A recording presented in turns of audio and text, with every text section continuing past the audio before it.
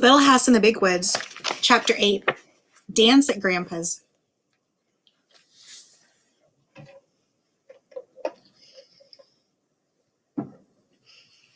Monday morning, everybody got up early, in a hurry to get started to Grandpa's. Pa wanted to be there to help with the work of gathering and boiling the sap. Ma would help Grandma and the aunts make good things to eat for all of the people who were coming to the dance. Breakfast was eaten and the dishes washed and the beds made by lamplight. Pa packed his fiddle carefully in its box and put it in the big sled that was already waiting at the gate. The air was cold and frosty and the light was gray when Laura and Mary and Ma and with baby Carrie were tucked in snug and warm under the robes on the straw in the bottom of the sled. The horses shook their heads and pranced, making the sleigh bells ring merrily, and away they went on the road through the big woods to Grandpa's. The snow was damp and smooth in the roads. The sled slipped quickly over it, and the big trees seemed to be hurrying by on either side. After a while, there was sunshine in the woods and the air sparkled. The long streaks of yellow light lay between the shadows of the tree trunks, and the snow was colored faintly pink. All the shadows were thin and blue, and every little curve of snowdrifts and every little track in the snow had a shadow. Pa showed Laura the tracks of the wild creatures in the snow at the sides of the road. The small leaping tracks of cottontail rabbits, the tiny tracks of field mice, and the feather-stitching tracks of snowbirds. There were larger tracks like dogs' tracks where foxes had run, and there were the tracks of a deer that had bounded away into the woods. The air was growing warmer already, and Pa said the snow wouldn't last long. It did not seem long until they were sweeping into the clearing at Grandpa's house. All the sleigh bells jingling. Grandma came to the door and stood there smiling, calling to them to come in. She said that Grandpa and Uncle George were already at work out in the maple woods. So Pa went to help them, while Laura and Mary and Ma, with baby Carrie in her arms, went to Grandma's house and took off their wraps. Laura loved Grandma's house. It was much larger than their house at home. There was one great big room, and then there was a little room that belonged to Uncle George, and there was another room for the aunts, Aunt Docia and Aunt Ruby. And then there was the kitchen with a big cook stove. It was fun to run the whole length of the big room from the large fireplace at one end all the way to Grandma's bed, under the window in the other end. The floor was made of wide, thick slabs that Grandpa had hewed from the logs with his axe. The floor was smoothed all over and scrubbed clean and white, and the big bed under the window was soft with feathers. The day seemed very short while Laura and Mary played in the big room and Ma helped Grandma and the aunts in the kitchen. The men had taken their dinners to the maple woods, so for dinner they did not set the table, but ate cold venison sandwiches and drank milk. But for supper, Grandma made hasty pudding. She stood by the stove sifting the yellow cornmeal from her fingers into a kettle of boiling salted water. She stirred the water all the time with a big wooden spoon and sifted in the meal until the kettle was full of a thick, yellow, bubbling mass. Then she set it on the back of the stove where it would cook slowly. It smelled good. The whole house smelled good, with the sweet and spicy smells from the kitchen and the smell of the hickory logs burning with clear, bright flames in the fireplace, and the smell of a clove apple beside Grandma's mending basket on the table. The sunshine came in through the sparkling window panes, and everything was large and spacious and clean. At supper time, Pa and Grandpa came from the woods. Each had on his shoulders a wooden yoke that Grandpa had made. It was cut to fit around their necks in the back and hollowed out to fit over their shoulders. From each end hung a chain with a hook, and on each hook hung a big wooden bucket full of hot maple syrup. Pa and Grandpa had brought the syrup from the big kettle in the woods. They steadied the buckets with their hands, but the weight hung from the yokes on their shoulders.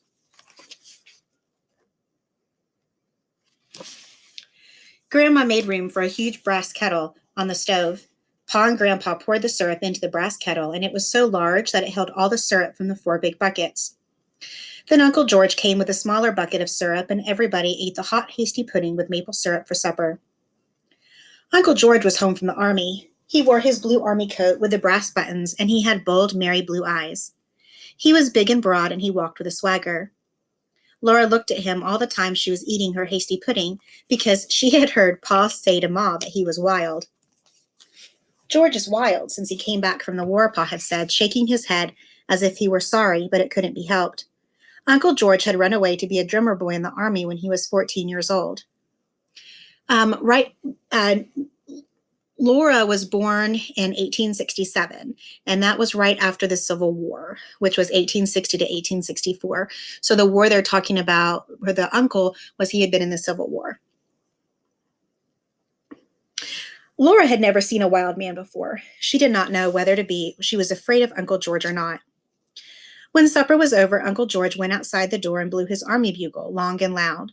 It made a lovely ringing sound, far away through the big woods. The woods were dark and silent, and the trees stood still as though they were listening. Then, from very far away, the sound came back, thin and clear and small, like a little bugle answering the big one. "Listen," Uncle George said. Isn't that pretty?" But Laura looked at him, but she did not say anything, and when Uncle George stopped blowing the bugle, she ran into the house. Ma and Grandma cleared away the dishes and washed them and swept the hearth, while Aunt Docia and Aunt Ruby made themselves pretty in their room. Laura sat on their bed and watched them comb out their long hair and part it carefully. They parted it from their foreheads to the napes of their necks, and then they parted it across from ear to ear. They braided their back hair in long braids, and then they did the braids up carefully in big knots. They had washed their hands and faces and scrubbed them well with soap at the wash basin on the bench in the kitchen. They had used store soap, not the slimy, soft, dark brown soap that Grandma made and kept in a big jar to use for common every day. They fussed for a long time with their front hair, holding up the lamp and looking at their hair in the little looking glass that hung on the log wall. They brushed it so smooth on each side of the straight white part that it shone like silk in the lamplight. The little puff on each side shone too, and the ends were coiled and twisted neatly under the big knot in the back. Then they pulled on their beautiful white stockings that they had knit of fine cotton thread in lacy openwork patterns, and they buttoned up their best shoes.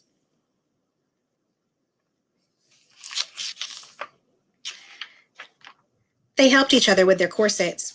Aunt Docia pulled as hard as she could on Aunt Ruby's corset strings, and then Aunt Docia hung on the foot of the bed while Aunt Ruby pulled on hers. "Pull, Roby, pull," Aunt Docia said, breathless. "Pull harder." So Aunt Ruby braced her feet and pulled harder. Aunt Docia kept measuring her waist with her hands, and at last she gasped, "I guess that's the best you can do." She said, "Caroline says Charles could span her waist with his hands when they were married." Caroline was Laura's ma, and when she heard this, Laura felt proud. Then Aunt Ruby and Aunt Docia put on their flannel petticoats and their plain petticoats and their stiff, starched white petticoats with knitted lace all around the flounces, and they put on their beautiful dresses. Aunt Docia's dress was a sprigged print, dark blue, with sprigs of red flowers and green leaves thick upon it. The basque was buttoned down the front with black buttons, which looked exactly like juicy big blackberries that Laura wanted to taste them. Aunt Ruby's dress was wine-colored calico covered all over with a feathery pattern in lighter wine color. It buttoned with gold-colored buttons, and every button had a little castle and a tree carved on it. Aunt Docia's pretty white collar was fastened in front with a large round cameo pin, which had a lady's head on it, but Aunt Ruby pinned her collar with a red rose made of sealing wax. She had made it herself on the head of a darning needle, which had a broken eye, so it couldn't be used as a needle anymore. They looked lovely sailing over the floor so smoothly with their large round skirts. Their little waists rose up tight and slender in the middle, and their cheeks were red and their eyes bright under the wings of shiny, sleek hair. Ma was beautiful too, in her dark green delaine, with the little leaves that looked like strawberries scattered over it. The skirt was ruffled and flounced and draped and trimmed with knots of dark green ribbon, and nestling at her throat was a gold pin. The pin was flat, as long and as wide as Laura's two biggest fingers, and it was carved all over and scalloped on the edges. Ma looked so rich and fine that Laura was afraid to touch her. People had begun to come. They were coming on foot through the snowy woods with their lanterns, and they were driving up to the door in sleds and in wagons. Sleigh bells were jingling all the time. The big room filled with tall boots and swishing skirts, and ever so many babies were lying in rows on Grandma's bed. Uncle James and Aunt Libby had come with their little girl, whose name was Laura Ingalls, too. The two Lauras leaned on the bed and looked at the babies, and the other Laura said her baby was prettier than baby Carrie. "She is not either," Laura said. "Carrie's the prettiest baby in the whole world." "No, she isn't," said the other Laura. "Yes, she is." "No, she isn't." Ma came sailing over in her fine delaine and said severely, "Laura!" So neither Laura said anything more. Uncle George was blowing his bugle. It made a loud ringing sound in their big room, and Uncle George joked and laughed and danced, blowing the bugle. Then Pa took his fiddle out of the box and began to play. and all the couples stood in squares on the floor and began to dance when Pa called the figures. Grand right and left, Pa called out, and all the skirts began to swirl and all the boots began to stamp. The circles went round and round, all the skirts going one way and all the boots going the other way, and hands clasping and parting high up in the air. Swing your partners, Pa called, and each gent bow to the lady on the left. They all did as Pa said. Laura watched Ma's skirt swaying and her little waist bending and her dark head bowing, and she thought Ma was the loveliest dancer in the world. The fiddle was singing, "Oh, you Buffalo girls, aren't you coming out tonight? Aren't you coming out tonight? Aren't you coming out tonight? Oh, you Buffalo gals, aren't you coming out tonight to dance by the light of the moon?" The little circles and the big circles went round and round, and the skirts swirled and the boots stamped, and partners bowed and separated and met and bowed again. In the kitchen, Grandma was all by herself, stirring the boiling syrup in the big brass kettle. She stirred in time to the music. By the back door was a pail of clean snow, and sometimes Grandma took a spoonful of syrup from the kettle and poured it on some of the snow in a saucer. Laura watched the dancers again. Pa was playing the Irish washerwoman now. He called, "Do-see, ladies, do-see, do, come down heavy on your heel and toe." Laura could not keep her feet still. Uncle George looked at her and laughed. Then he caught her by the hand and did a little dance with her in the corner. She liked Uncle George. Everybody was laughing over by the kitchen door. They were dragging Grandma in from the kitchen. Grandma's dress was beautiful, too, a dark blue calico with autumn-colored leaves scattered over it. Her cheeks were pink from laughing, and she was shaking her head. The wooden spoon was in her head. "I can't leave the syrup," she said, but Pa began to play the Arkansas Traveler, and everyone began to clap in time to the music. So Grandma bowed to them all and did a few steps by herself. She could dance as prettily as any of them. The clapping almost drowned the music of Papa's fiddle. Suddenly Uncle George did a pigeon wing, and bowing low before Grandma, he began to jig. Grandma tossed her spoon to somebody. She put her hands on her hips and faced Uncle George, and everybody shouted. Grandma was jigging. Laura clapped her hands in time to the music with all the other clapping hands. The fiddle sang as it had never sung before. Grandma's eyes were snapping and her cheeks were red, and underneath her skirts her heels were clicking as fast as the thumping of Uncle George's boots. Everybody was excited. Uncle George kept on jigging, and Grandma kept on facing him, jigging too. The fiddle did not stop. Uncle George began to breathe loudly, and he wiped sweat off his forehead. Grandma's eyes twinkled. "You can't beat her, George," somebody shouted. Uncle George jigged faster. He jigged twice as fast as he had been jigging. So did Grandma. Everybody cheered again. All the women were laughing and clapping their hands, and all the men were teasing George. George didn't care, but he did not have enough breath to laugh. He was jigging. Pa's blue eyes were snapping and sparkling. He was standing up watching George and Grandma, and the bow danced over the fiddle strings. Laura jumped up and down and squealed and clapped her hands. Grandma kept on jigging. Her hands were on her hips, and her chin was up, and she was smiling. George kept on jigging, but his boots did not thump as loudly as they had thumped at first. Grandma's heels kept on clickety-clacking gaily. A drop of sweat dripped off George's forehead and shined on his cheek. All at once he threw up both arms and gasped, "I'm beat!" And he stopped jigging. Everybody made a terrific noise, shouting and yelling and stamping, cheering Grandma. Grandma jigged just a little minute more, then she stopped. She laughed in gasps. Her eyes sparkled just like Pa's when he laughed. George was laughing too and wiping his forehead on his sleeve. Suddenly Grandma stopped laughing. She turned and ran as fast as she could into the kitchen. The fiddle had stopped playing. All the women were talking at once, and the men were teasing George. But everybody was still for a minute when Grandma looked like that. Then she came to the door between the kitchen and the big room and said, "The syrup is waxing. Come and help yourselves." Then everybody began to talk and laugh again. They all hurried to the kitchen for plates and outdoors to fill the plates with snow. The kitchen door was open and the cold air came in. Outdoors, the stars were frosty in the sky, and the air nipped Laura's cheeks and nose. Her breath was like smoke.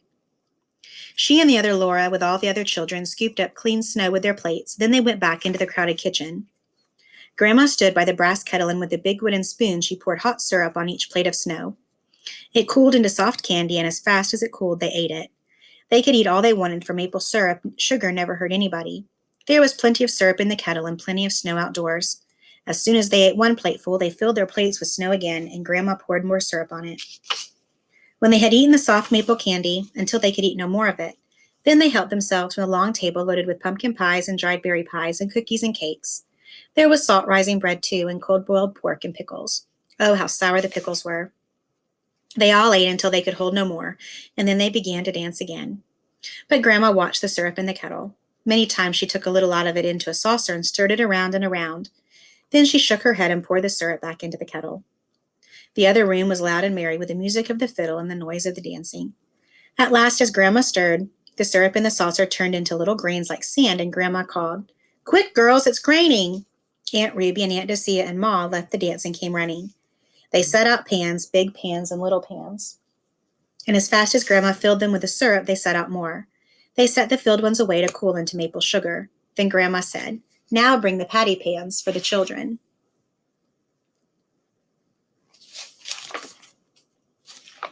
There was a patty pan, or at least a broken cup or saucer, for every little girl and boy. They all watched anxiously while Grandma ladled out the syrup. Perhaps there would not be enough. Then somebody would have to be unselfish and polite. There was just enough syrup to go around. The last scrapings of the brass kettle exactly filled the very last patty pan. Nobody was left out. The fiddling and the dancing went on and on. Laura and the other Laura stood around and watched the dancers. Then they sat down on the floor in a corner and watched. The dancing was so pretty and the music so gay that Laura knew she could never get tired of it. All the beautiful skirts went swirling by and the boots went stamping and the fiddle kept on singing gaily. Then Laura woke up and she was lying across the foot of Grandma's bed. It was morning. Ma and Grandma and baby Carrie were in the bed. Pa and Grandpa were sleeping rolled up in blankets on the floor by the fireplace. Mary was nowhere in sight. She was sleeping with Aunt Docia and Aunt Ruby in their bed. Soon everybody was getting up. There were pancakes and maple syrup for breakfast, and then Pa brought the horses and sled to the door. He helped Ma and Carrie in while Grandpa picked up Mary and Uncle George picked up Laura, and they tossed them over the edge of the sled into the straw. Pa tucked in the robes around them, and Grandma and Grandpa and Uncle George stood calling, "Goodbye, goodbye," as they rode away into the big woods going home. The sun was warm, and the trotting horses threw up bits of muddy snow with their hoofs. Behind the sled, Laura could see their footprints, and every footprint had gone through the thin snow and the mud. "Before night," Pa said, "we'll see the last of the sugar snow." Chapter 9. Going to Town. After the sugar snow had gone, spring came. Birds sang in the leafing hazel bushes along the crooked rail fence. The grass grew green again, and the woods were full of wildflowers. Buttercups and violets, thimble flowers, and tiny starry grass flowers were everywhere. As soon as the days were warm, Laura and Mary begged to be allowed to run barefoot. At first, they might only run out around the woodpile and back in their bare feet. Next day, they could run farther, and soon their shoes were oiled and put away, and they ran barefoot all day long. Every night, they had to wash their feet before they went to bed. Under the hems of their skirts, their ankles and their feet were as brown as their faces. They had playhouses under the 2 big oak trees in front of the house. Mary's playhouse was under Mary's tree, and Laura's playhouse was under Laura's tree. The soft grass made a green carpet for them. The green leaves were the roofs, and through them they could see bits of the blue sky. Pa made a swing of tough bark and hung it to a large, low branch of Laura's tree. It was her swing because it was her tree, but she had to be unselfish and let Mary swing in it whenever she wanted. Mary had a cracked saucer to play with, and Laura had a beautiful cup with only one big piece broken out of it. Charlotte and Nettie and the 2 little wooden men Pa had made lived in the playhouse with them. Every day they made fresh leaf hats for Charlotte and Nettie, and they made little leaf cups and saucers to set on their table. The table was a nice, smooth rock. Suki and Rosie, the cows, were turned loose in the woods now to eat the wild grass and the juicy new leaves. There were 2 little calves in the barnyard and 7 little pigs with the mother hog in the pig pen. In the clearing he had made last year, Pa was plowing around the stumps and putting in his crops. One night he came in from work and said to Laura, "What do you think I saw today?" She couldn't guess. "Well," Pa said, "when I was working in the clearing this morning, I looked up, and there at the edge of the wood stood a deer. She was a doe, a mother deer, and you'll never guess what was with her." "A baby deer," Laura and Mary guessed together, clasping their hands. "Yes," Pa said, "her fawn was with her. It was a pretty little thing, the softest fawn color, with big dark eyes. It had the tiniest feet, not much bigger than my thumb, and it had slender little legs and the softest muzzle. It stood there and looked at me with its large soft eyes, wondering what I was. It was not afraid at all." "You wouldn't shoot a little baby deer, would you, Pa?" Laura said. "No, never," he answered, "nor its ma or its pa. No more hunting now, till all the little wild animals have grown up. We'll just have to do without fresh meat till fall." Pa said that as soon as he had the crops in, they would all go to town. Mary and Laura could go too. They were old enough now. They were very much excited, and the next day they tried to play going to town. They could not do it very well because they were not quite sure what a town was like. They knew there was a store in town, but they had never seen a store. Nearly every day after that, Charlotte and Nettie would ask if they could go to town. But Laura and Mary always said, "No, dear, you can't go this year. Perhaps next year, if you are good, then you can go." Then one night, Pa said, "We'll go to town tomorrow." That night, though it was in the middle of the week, Ma bathed Laura and Mary all over, and she put up their hair. She divided their long hair into wisps, combing each wisp with a wet comb and wound it tightly on a bit of rag. There were knobbly little bumps all over their heads, which wherever way they turned on the pillows, in the morning their hair would be curly. They were so excited that they did not go to sleep at once. Ma was not sitting with her mending basket as usual. She was busy getting everything ready for a quick breakfast and laying out the best stockings and petticoats and dresses, and Pa's good shirt, and her own dark brown calico with the little purple flowers on it. The days were longer now. In the morning, Ma blew out the lamp before they finished breakfast. It was a beautiful, clear spring morning. Ma hurried Laura and Mary with their breakfast, and she washed the dishes quickly. They put on their stockings and shoes while she made the beds. Then she helped them put on their best dresses, Mary's china blue calico and Laura's dark red calico. Mary buttoned Laura up the back, and then Ma buttoned Mary. Ma took the brags off their hair and combed it into long round curls that hung down over their shoulders. She combed so fast that the snarls hurt dreadfully. Mary's hair was beautifully golden, but Laura's was only a dirt-colored brown. When their curls were done, Ma tied their sunbonnets under their chins. She fastened her collar with a gold pin, and she was putting on her hat when Pa drove up to the gate. He had curried the horses till they shone. He had swept the wagon box clean and laid a clean blanket on the wagon seat. Ma, with baby Carrie in her arms, sat up on the wagon seat with Pa, and Laura and Mary sat on a board fastened across the wagon box beneath the seat. They were happy as they drove through the springtime woods. Carrie laughed and bounced, Ma was smiling, and Pa whistled while he drove the horses. The sun was bright and warm on the road. Sweet, cool smells came out of the leafy woods. Rabbits stood up on the road ahead, their little front paws dangling down and their noses sniffing, and the sun shone through their tall, twitching ears. Then they bounded away with a flash of a little white tail. Twice Laura and Mary saw deer looking at them with their large dark eyes from the shadows among the trees. It was 7 miles to town. The town was named Pepin, and it was on the shore of Lake Pepin. After a long time, Laura began to see glimpses of blue water between the trees. The hard road turned to soft sand.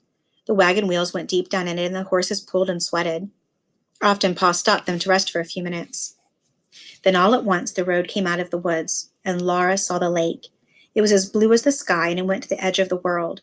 As far as she could see, there was nothing but flat blue water. Very far away, the sky and the water met, and there was a darker blue line. The sky was large overhead. Laura had never known that the sky was so big. There was so much empty space all around her that she felt small and frightened, and glad that Ma and Pa were there. Suddenly the sunshine was hot. The sun was almost overhead in the large empty sky, and this cool wood stood back from the edge of the lake.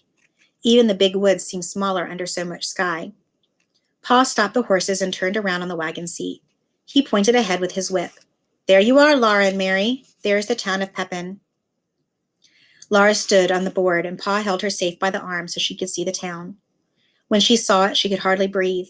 She knew how Yankee Doodle felt when he could not see the town because there were so many houses. Right on the edge of the lake, there was one great big building. That was the store, Pa told her.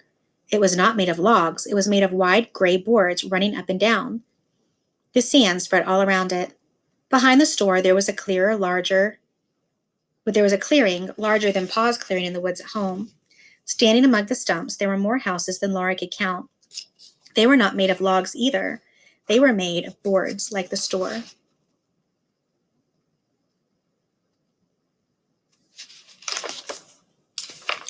Laura had never imagined so many houses, and they were so close together. Of course, they were much smaller than the store.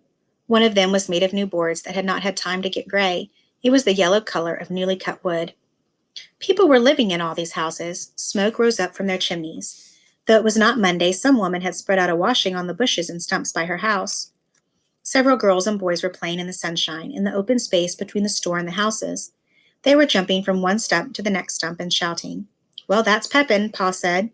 Laura just nodded her head. She looked and could not say a word. After a while, she sat down again and the horses went on. They left the wagon on the shore of the lake. Pa unhitched the horses and tied one to each side of the wagon box.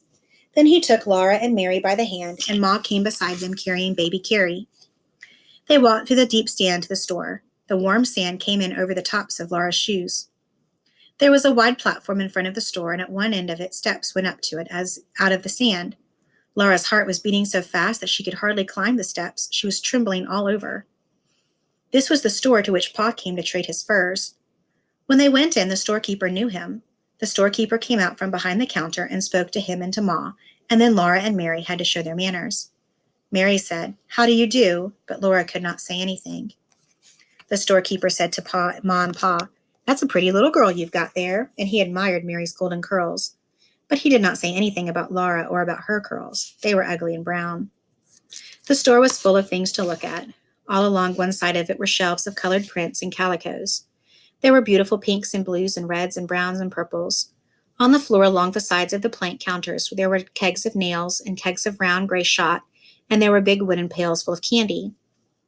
There were sacks of salt and sacks of store sugar. In the middle of the store was a plow made of shiny wood, with a glittering bright plowshare, and there were steel axe heads and hammer heads and saws, and all kinds of knives, hunting knives, skinning knives, and butcher knives and jackknives. There were big boots and little boots, big shoes and little shoes.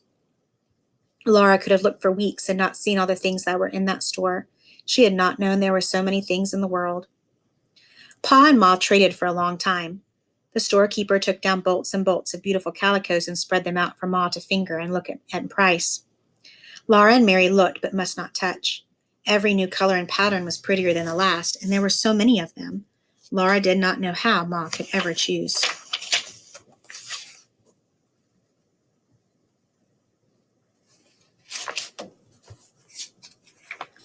Ma chose 2 patterns of calico to make shirts for Pa, and a piece of brown denim to make him a jumper. Then she got some white cloth to make sheets and underwear.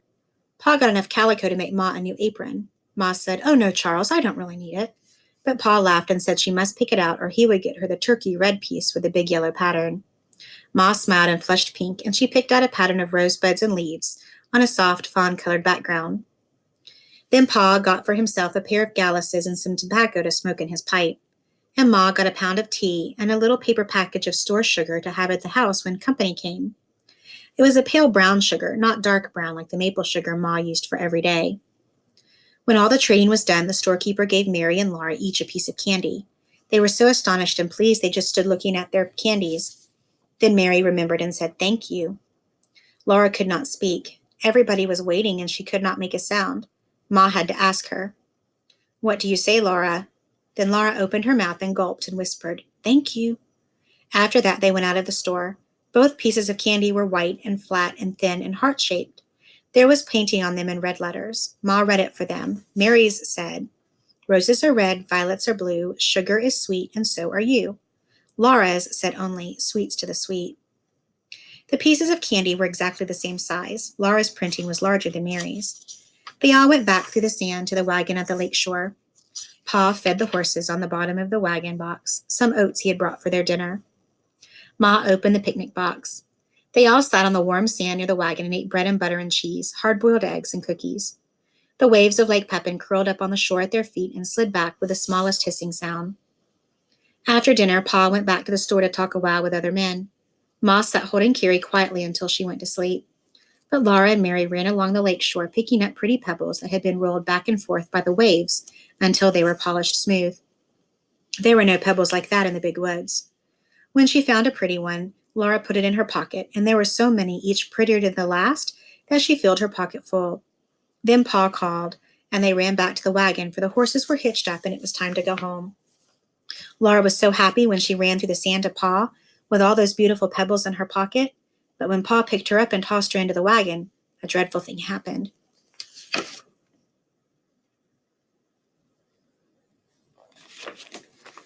The heavy pebbles tore her pocket right off her dress. The pocket fell and the pebbles rolled all over the bottom of the wagon box. Laura cried because she had torn her best dress. Ma gave Carrie to Pa and came quickly to look at the torn piece. Then she said it was all right. "Stop crying, Laura," she said. "I can fix it." She showed Laura that the dress was not torn at all, nor the pocket. The pocket was a little bag sewn into the seam of the dress skirt and hanging under it. Only the seams had ripped. Ma could sew the pocket in again as good as new. "Pick up the pretty pebbles," Ma said, "and another time, don't be greedy." So Laura gathered up the pebbles, put them in the pocket, and carried the pocket in her lap. She did not mind very much when Pa laughed at her, for being such a greedy little girl that she took more than she could carry away. Nothing like that ever happened to Mary. Mary was a good little girl who always kept her dress clean and neat and minded her manners. Mary had lovely golden curls, and her candy heart had a poem on it. Mary looked very good and sweet, unrumpled and clean, sitting on the board beside Laura. Laura did not think it was fair, but it had been a wonderful day, the most wonderful day in her whole life. She thought about the beautiful lake and the town she had seen and the big store full of so many things. She held the pebbles carefully in her lap and her candy heart wrapped carefully in her handkerchief until she got home and could put it away to keep always. It was too pretty to eat. The wagon jolted along the homeward road through the big woods.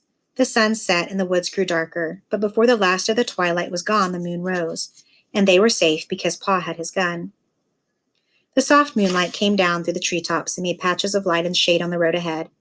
The horses' hooves made a cheerful clippity-clop. Laura and Mary did not say anything because they were very tired, and Ma sat silently holding baby Carrie sleeping in her arms. But Pa sang softly, "Mid pleasures and palaces, though we may roam, be it ever so humble, there's no place like home."